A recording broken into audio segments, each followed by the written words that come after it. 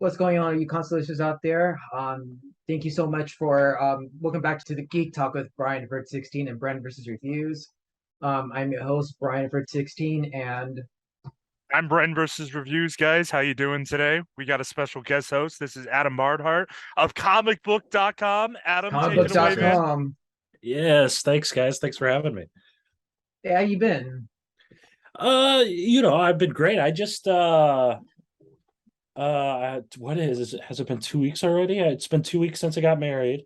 So life's been real good. Congratulations. Thank you, Congrats, thank you, man. thank you. And the wife loves comic books and all that stuff. So It's a plus, it's dude. life. Yes, it is. She I hope I found a has wife like that. Shoot. her wand collection's actually over there. Her Harry Potter wand collection. Nice. So she was a nerd even before she met me. What But house is she a part of? Gryffindor. I think that she's Gryffindor through and through. I think she's gonna kill me. That's the most basic response. I think everyone wants to be I'm a Gryffindor. Gryffindor. I'm a Ravenclaw. I would probably consider myself a Hufflepuff. Hmm. I don't even recall any of that stuff. I know I read I read the Deathly Hollows. I remember staying up till midnight to go get that book.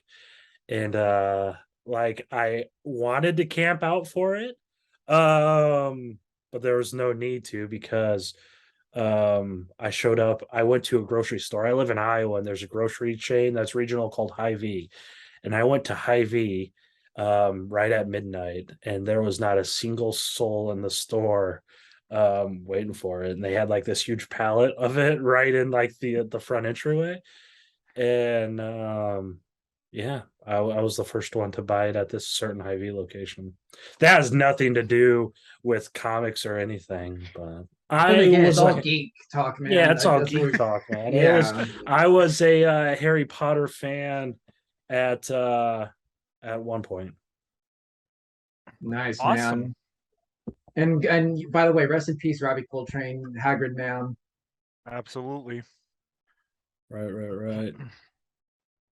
So, Adam, let's just like get into it and stuff. First off, I just want to say I think it's pretty incredible and stuff. I follow comicbook.com. I follow a lot of like your like content and stuff. You guys are incredible. I know Thank you. I work for Illuminati, so like we talk There to you you go. guys. Yeah. Yeah. Dork side, of So course. yeah. There you go. Yeah. I've talked to Joe quite a bit. Joe's a good Awesome. guy. Yeah. Yeah. So again, just wanted to get the pleasantries out of the way. Yeah. Let's talk about Thank your you. Kickstarter and your Mhm. project, Mother Macabre. Like Mhm. when I read your like premise for it and stuff, I was immediately hooked. It's like a Stephen King like graphic like HP Lovecraft graphic novel, like love letter. Mhm. Like, can we discuss this in every form and Absolutely. aspect? Yeah. No, Go for it. absolutely. Let's do it. Yeah. So this is a my comic career officially started with a book called Shit Show. And Shit Show was picked up by Scout Comics, and it deals with the fall of the Age of Heroes in a sense. The Rich McCoy, the hero known as Legend in our universe, which is now called the Riotverse, couldn't stop the force he needed to stop, and the Age of Heroes comes to an extinction. And there's an event that happens in there that involves Macabre Mel going to hell, and that's where this story picks up. I was writing this since Shit Show's been released. I've written a whole lot of more stuff, and we finally got around to telling this story. And I'm super excited about it. It follows Mel on her journey to hell to fight for the right to her soul, while also dealing with uh beast that controls all space and time with a sword. And King Arthur and Merlin are also in there, so it's That's got really cool, flavors man. of a little bit of everything going on. Yeah, that was so cool because I was talking to my sister about it earlier too, a little bit after work, and she was like, "It's interesting that this story is coming out because it's my sister's kind of into like astrological Mhm. metaphysical stuff, and she told me like how it's kind of like near Pluto season, like the fall, which talks about, and the reason for fall is because I think she said something along the lines of where, like the story of Persephone, where she Mhm. basically goes to like hell, to chill with I think Hades or something. Mm-hmm. And then like in the spring or summer, she spends times with her mother and all that. So it kind of reminded her of that when I told her about the comic. Is it Macabre Mel? Is how you pronounce it? Yeah, macabre. Macabre, It's whatever. yeah. Yeah, whatever you want to say. Because Both are accurate. I told her about the synopsis, and she was also hooked too. She's like, that sounds really interesting. That this woman's taking a trip to hell to reclaim her soul and Mhm. fight Lucifer. And it's just like, wow. And I even read some of the panels too, and even the artwork looks really awesome too. Thank you. No, Rollins is someone I've wanted to work with forever. He's done a short story with me that we released earlier this year, and we've pitched comics together, and we finally the stars aligned. Speaking of the astrology aspect of it, but the stars aligned, and we finally got together on this project, and he's killing it.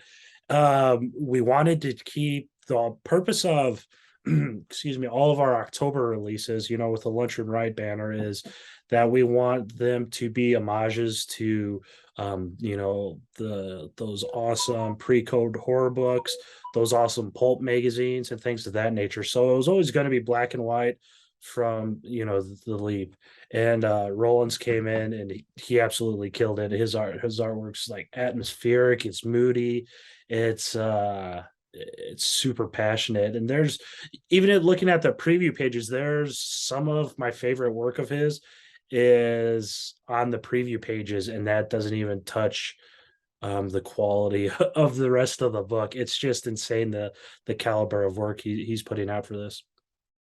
I just want to commend you and stuff. The writing is also incredible as well. It's Thank very you. satirical at times, but Mhm. I also love the direction of it as well because like fantasy and horror is like such a thing that people are like, oh, it's always beaten to death. But no, like this aspect of it and stuff and like the genre you're going down, it's really something that's kind of creative but also revolutionary in a way as well. Can you touch upon that?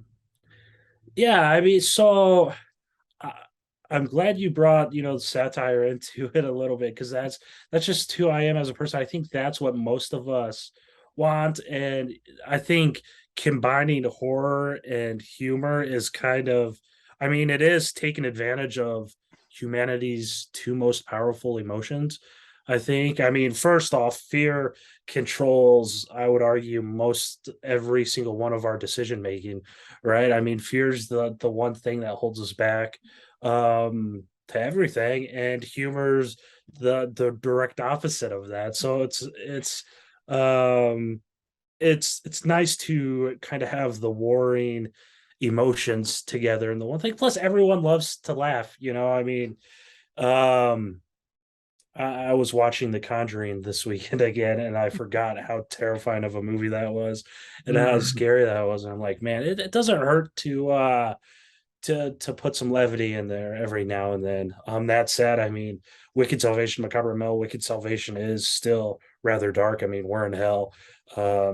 She's beating the hell out of the devil. The devil's beating the hell out of her. There's some pretty gruesome Damn. parts. There's some dismemberments. There's some hellish torture. Um, but at the same time, we didn't want to go full Tucker and Dale, right? We wanted to keep it still somewhat Not like dark. slapstick. Yeah. Kind of like Evil Dead, like the Army of Darkness with Bruce Mhm. Campbell, like how it's horror, but it's like humor too at the same time. And Right. it's like the horror movies meets Three Stooges, and like people just Mhm. beating the crap out of each other, and this looks ridiculous, but at the same time, it's like kind of freaky too. Yeah. Yeah. No, that's exactly it. And I mean, I can't help myself. That's just how I write. And that goes across every single one of the things. I mean, shit shows about a guy who falls down on hard times and becomes an alcoholic, and relies on drugs and all sorts of other stuff. And it still has that very, very dark humor in it at times. So one of the things also too and stuff I wanted to add upon is like Brian really mentioned a great point about slapstick and stuff. Is like, could you mention like a director or someone like a source of influence that like really was inspirational for this story that you wanted to tell? So like a Sam Raimi, maybe a Michael Giacchino with like what he did with Werewolf by Night now, and like how that premise is really starting to take form now. Yeah, so I'm not sure if there's a single creator or filmmaker that inspired me on this particular story. I know as a whole, as just more general, I really look towards the work of the likes of Jeff Lemire. Frank Miller's pretty Great cliche writer, by Jeff now, but Lemire. Frank Miller's, I mean, Born Again. If you guys follow me on Twitter, Daredevil Born Again's one of my favorite Oh comic yeah. stories ever written. But Frank always balances prose and comic storytelling in a very real way. And I mean, it's just absolutely brutal, the stuff he does. Lemire's his ability to inject like that Twin Peaks vibe in everything he does, regardless of the characters or the setting.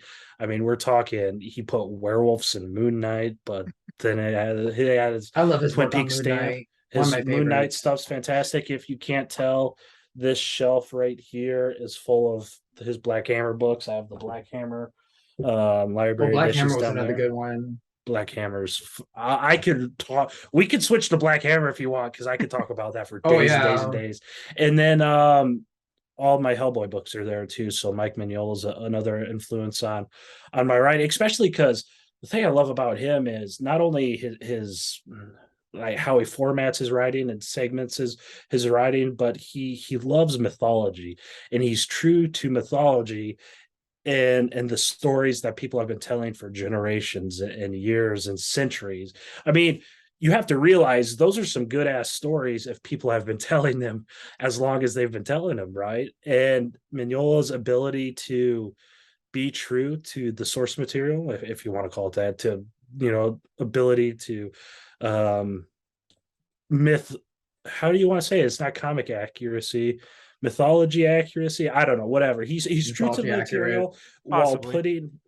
putting a fresh take on it. The Baba Yaga, those Russian folk tales, hell and Lucifer, the demons, and that faith-based mythology and the Greek pantheon and all that stuff. And that stuff you can find not only in Macabre Mel, Wicked Salvation, but I mean, we're talking the King Arthur and Merlin stuff.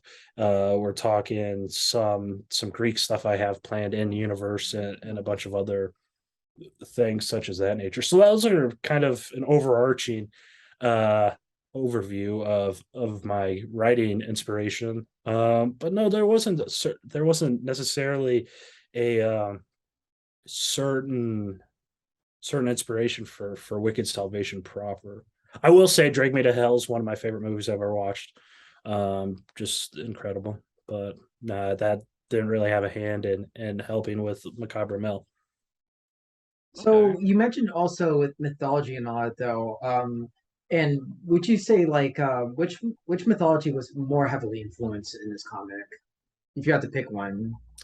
So, I mean, in this comic, I mean, we do get, I'm not sure if you can count it in mythology, but I mean, Dante's Inferno, we directly reference a few times throughout there, especially how Hmm. we structure our version of hell.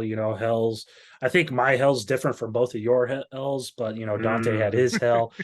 And I mean, that's the thing about, faith and religion and all this stuff. Everyone has a different underworld, everyone has a different hell. So I would say Dante inspired this version the most. Other things, I mean, Shit Show 2's brewed solely in Egyptian mythology. Um, and that's coming out sometime soon. We get into the Greek stuff here in a bit, and there's a bunch of other stuff up here in my noggin, and we'll see it if it ever sits or hits the light of day. Like I know we go to hell and stuff. Is there like a way that like you could possibly include like angels, God, its actual self, like somewhere around there, like Christianity faith, like you're toying around like different ideals? Absolutely. I will answer that question too by saying I've written something dealing with that stuff. So, um, man, I really want this story to happen. I've pitched it around somewhat, but I'm working on this story of kind of detailing the Eternal War. I mean, heaven and hell's been at war for ages, right? And in this story, which I'm calling Something Happened to Uncle Chuck, the key to winning this battle is Uncle Chuck, who happens to be the most ordinary person on the face of the planet. But the problem Funny. is Uncle Chuck is so ordinary. He's done as many good deeds as he's sinned. So for every good deed, there's a sin, so it cancels each other out. And one day, Uncle Chuck gets a terminal diagnosis. So this story follows a demon sent to Earth and an angel sent to Earth as they convince him to do good and bad, so they can lay claim to Uncle Chuck's soul when he passes, and win the Eternal War. So that's the story I want. I mean, we have here, hold on one second. I have like key art to it. It's incredible, and I want to tell it. I'll get around to it sometime. But yeah, if I find it, I'll pull it up. But it's oh man, I've loved that. I sat down. The idea I've toyed with forever, and then one afternoon I sat down and I cranked out the 24-page script in an hour and a half, 2 hours. And that's the fastest I've ever written anything. And I've gone back through that script and I've changed very little. And I've never been able to replicate that feeling ever, just like meshing with the vibe of a story.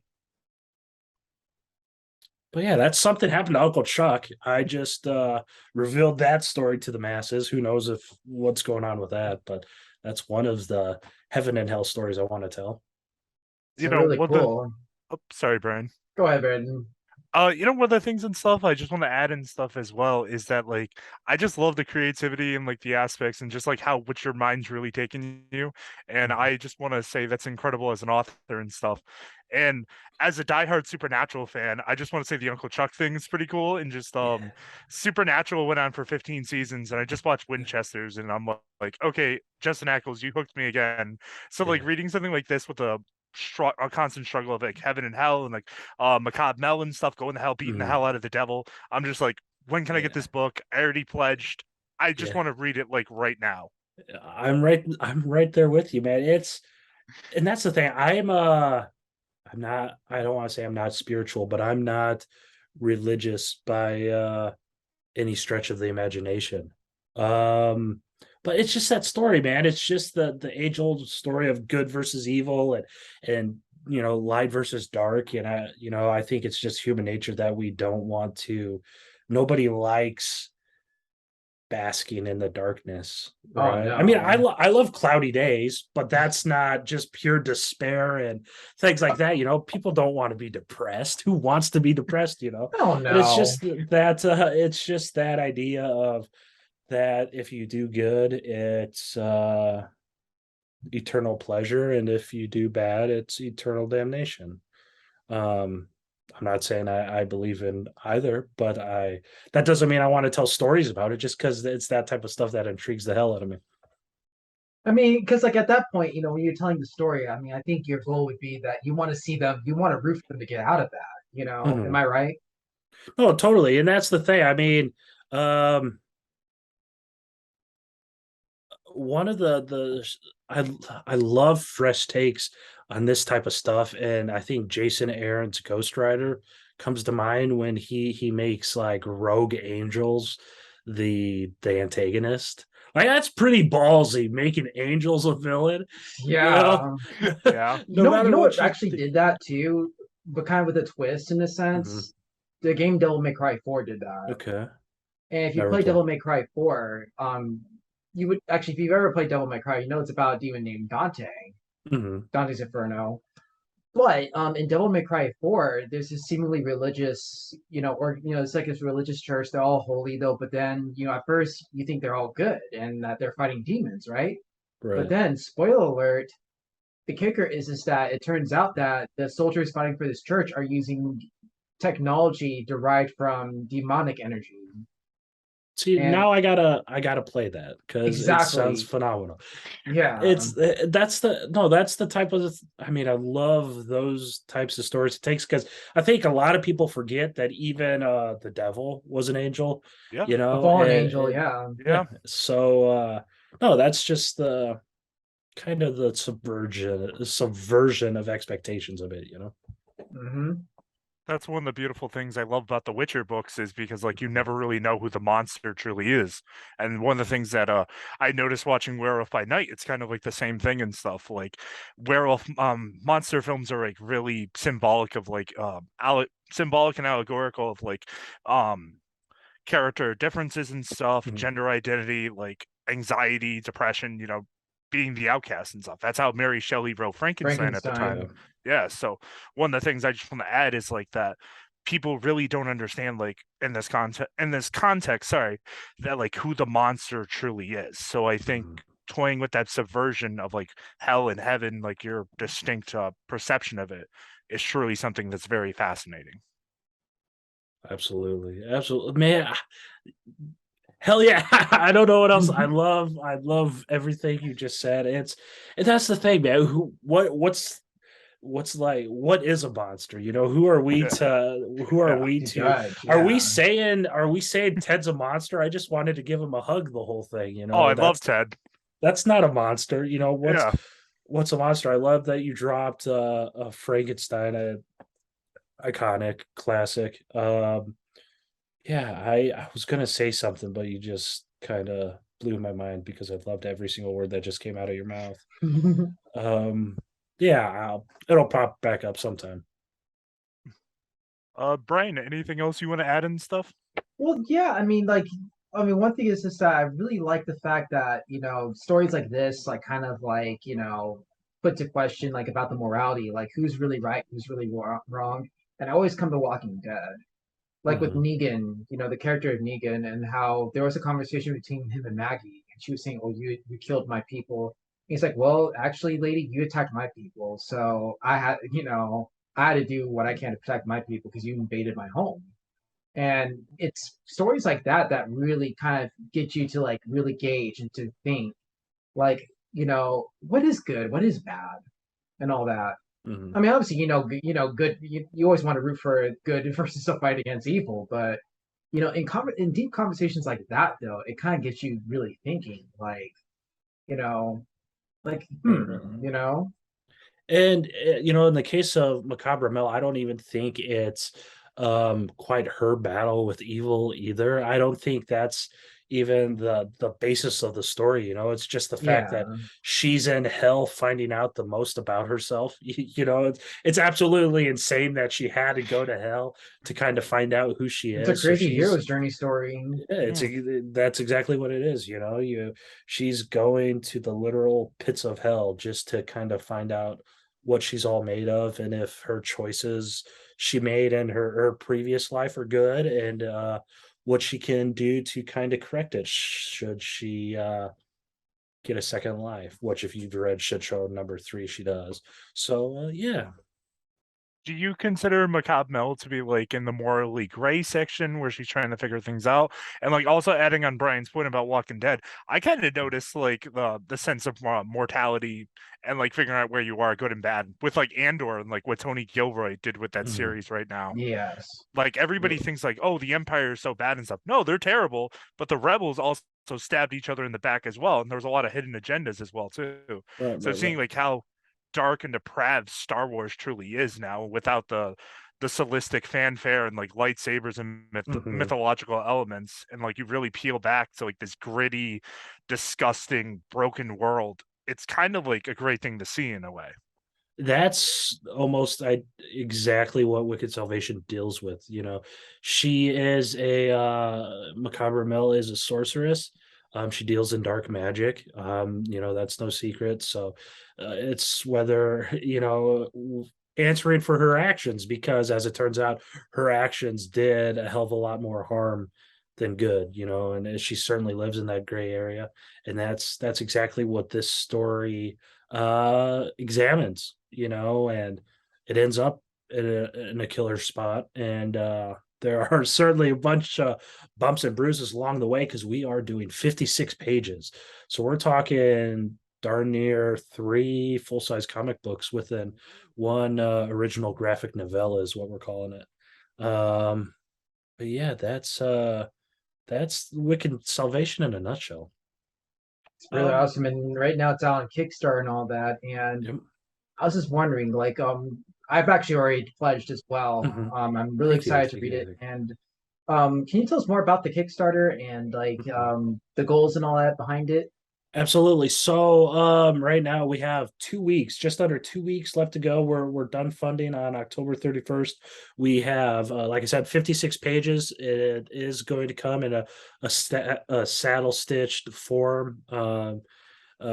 Just like regular comic books, it's just gonna be she's gonna be thick. And four covers, four soft cover variants. The first one is by the interior artist Roland's Cal Nij. The second one is by Monaco, excuse me. And then we have two of them. Cover C and cover D are by Juan Angel, and Juan does like hyper realistic portrait type stuff. And he's done stuff on every single project I've done.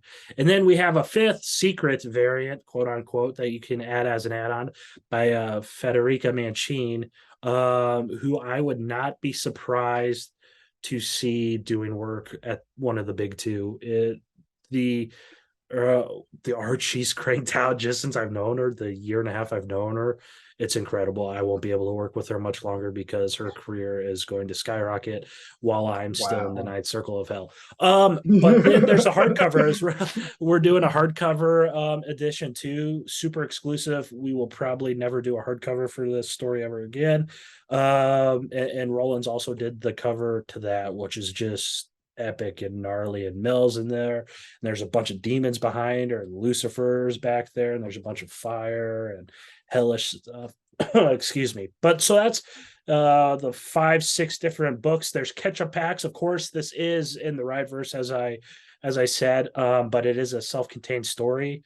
But should you so choose to explore this comic world even further, there's catch-up packs. You can ketchup packs. I said that like as if it will come with ketchup and mustard or something. Condiment man. Yeah, but there are ketchup packs where you can buy the trade Shit Show Volume 1 trade, and then Shit Show Shorts #1, a new printing of which is like a mini anthology of 4 or 5 stories. So there's all that. Retailers, we have retailer packs and all that stuff. But that's kind of the campaign and in full. We're clipping along. Today's been a pretty busy day on the Kickstarter compared to the past few days. You know, we're over the second week slog as they call it on in crowdfunding circles. So yeah, we're racing to the end. It was a super interesting choice on my part to launch a Kickstarter campaign the day after I got married. But we're making it through. We're making it through, and the end of the campaign will be here before you know it. Adam, Awesome. oh, sorry, Brian. No, go ahead, Brandon. It's all right. Okay. Adam, I just want to say thank you so much for your time and stuff. You're an incredible writer. You're a great Thanks, personality in man. comicbook.com. Thanks, man. I really follow your career a lot. I just want to say, as a writer, also, just you give me a lot of inspiration. So, Man, just want to say thank you. thank you for that.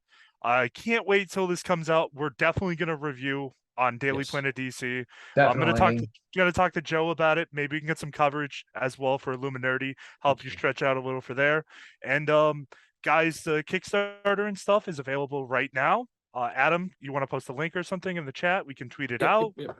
Definitely. It'll be in the The description too. Yeah, we'll post it in the description. We'll tweet it out as soon as this is done. Thank you so much. Brian, you want to wrap it up? Yep. Thank you so much for being on the Geek Talk with Brian and Brendan reviews of Earth 16. It was awesome having you, Adam. And yes, you are an amazing writer. I hope to read more of your stuff. I'm Thanks, definitely going to guys. start following you right now on comic book. It was really a huge honor to meet you. Thank you so much. That boggles my mind. Like, yeah, thanks, guys. No, thanks so much thanks for having me. I'm ecstatic. Someone wanted me to come talk about my stuff that was birthed in this wacky brain. So thanks so much for speaking with me. Absolutely. Awesome. Well, thank you so much all for listening and for viewing if you're watching the YouTube video. And as I always say, this is Brian from Earth 16, and I'm BrewnvsReviews. And oh, I'm Adam Barnhardt. You could follow me on Twitter at Adam Barnhardt, or you don't have to. It's totally up to you. And you can follow us on Daily Planet DC and Earth 16 Geek Talk.